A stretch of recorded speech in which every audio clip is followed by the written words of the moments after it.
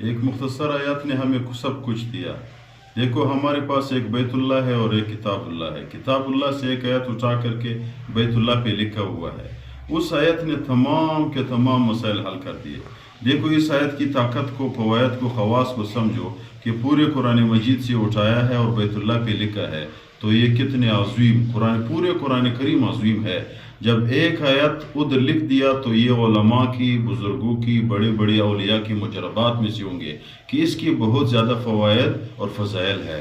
دیکھو کہ تحفۃ الوظائف ایک کتاب ہے، اس میں لکھا ہوا ہے کہ ایک شخص نے کہا میں حج پہ گیا، جب میں نے دیکھ لیا کہ کتاب بیت اللہ پہ ایک آیت لکھا ہوا ہے تو میں نے اس آیت کو پڑھنا شروع کر دیا، صرف اور صرف ایک دفعہ۔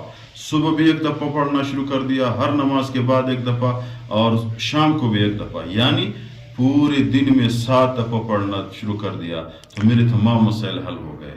پہلے مسئلہ میرے رزق کی کمی تھی، میں نے اس کے بارے میں شروع کر دیا، اللہ نے وسیع رزق دے دیا۔ پھر مجھے پسند کی شادی کا ضرورت ہوئی تو اس کے لیے میں نے شروع کر دیا، اللہ نے پسند کی شادی دی۔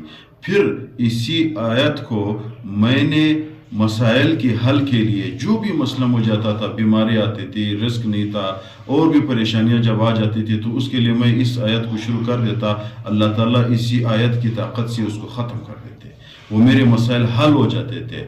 تو علماء نے لکھا ہوا ہے جو بھی ضرورت انسان کے ہو، رزق کی کمی ہو، پسند کی شادی ہو، بیماری ہو، اور بھی مسائل ہو، اس آیت کو دن میں 7 دفعہ پڑھے۔ علماء کی مجربات میں ہے، تجربہ کیا ہوا ہے، تو پڑھنا شروع کر دیں، انشاءاللہ تمام مسائل حل ہوں گے۔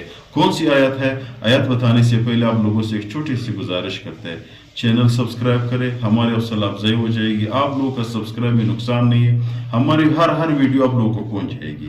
تو آیت کون سی ہے؟ مختصر آیت ہے، لا الہ الا اللہ الملک الحق المبین، لا الہ الا اللہ الملک الحق المبین، یہ آیت ہے۔ اگر بندہ جس مقصد کے لیے شروع کرے، انشاءاللہ اللہ تعالیٰ اسی آیت کے واسطے اس کی تمام مقاصد کو پورے کر دیں گے انشاءاللہ۔